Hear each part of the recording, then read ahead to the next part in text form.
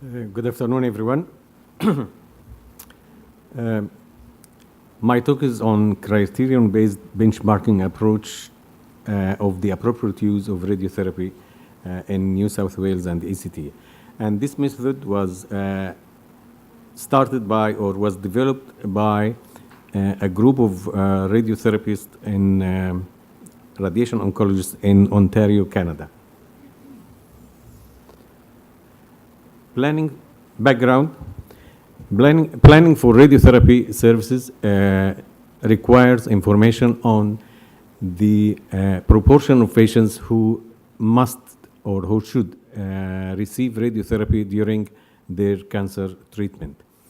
And Australia, early in 2005, and Canada also followed, developed evidence-based estimation of the optimal radiotherapy utilization for the major cancer sites, almost 22 sites, plus the overall cancer optimal radiotherapy utilization.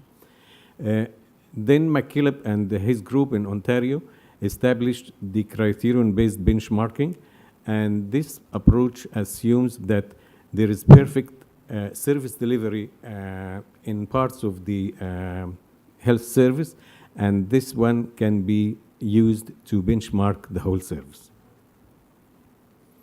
Aims. The main aim of the study is to determine which approach is the best approach to benchmark radiotherapy, whether the criterion-based or the optimal estimated radiotherapy. So we compared actual and criterion-based radiotherapy utilization with the estimated optimal radiotherapy, and we compared the criterion-based benchmarking with other regions. Methods. The criterion-based benchmark or conditions of optimal access, they assume the following. Number one, patient make no direct payment for radiotherapy. This means all radiotherapy provided free of charge. Second, all radiotherapy is provided by site-specialized radiation oncologists in multidisciplinary centers, and radiation oncologists receive a fixed salary for their service, and more than 75% of patients live within 30 kilometers from the nearest radiotherapy department. And lastly, patients' waiting time is within the 4-week period. We collected radiotherapy data from all radiotherapy, 17 radiotherapy.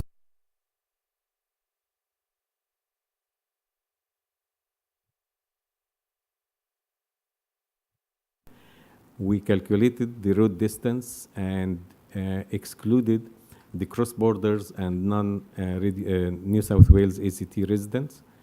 And we found that few of the LGAs, local government area, which is the geographic area used to calculate the CBB or criterion-based benchmarking, have less than 500 patients in each LGA. So what we do, we merged some of them, the adjacent one, to form like larger geographical area that has the average number of patients across the states. This map also shows different LGAs. The gray one here, which are these ones here, these are the cross-border areas here. And if you notice here, these are adjacent to other states. So this one here adjacent to South Australia, the down one here to Victoria, and the upper one here to Queensland. And this means that patients living in this area were nearer to radiotherapy outside New South Wales, more than or nearer to radiotherapy outside New South Wales, in Queensland or South Australia or Victoria than any other radiotherapy center in New South Wales. The green ones here, these were the small radiotherapy merged together and to form larger area, larger LGAs. The blue ones, LGA with more than 500 patients, and the orange ones here were used or selected to or fulfill the criteria for criterion-based benchmarking. The green color refer to public radiotherapy centers, and the yellow ones, private radiotherapy centers. Here, this is the radiotherapy utilization for all LGAs, and they are sorted ascendingly. And if you notice here, these blue ones represent the CBB LGAs, and all except one were above the overall actual radiotherapy utilization. And from this one here, we found that the overall actual radiotherapy utilization was 26%, and in the CBB LGAs was 29%. The results? We had almost 26,000 patients in the CBB LGAs, and the actual radiotherapy utilization within 1 year from the diagnosis was 25%. The non-CBB, we had 72,000. The utilization was 21, and overall, we had 22%. And the difference between the three was statistically significant. This table here compares, first, the green one here, the actual radiotherapy utilization within 1 year between New South Wales here, the ACT in Australia, Alberta, Canada, and Ontario, Canada, and USA.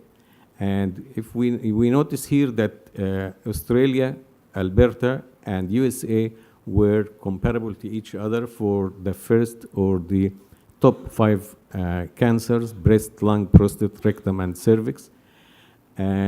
And Canada or Ontario, Canada were higher than the rest of the group. If we compare this part here, the radiotherapy utilization in the CBB LGAs within 1 year from the diagnosis, we found that between Australia and Ontario, we found that Australia were lower than Ontario in all except the cervix.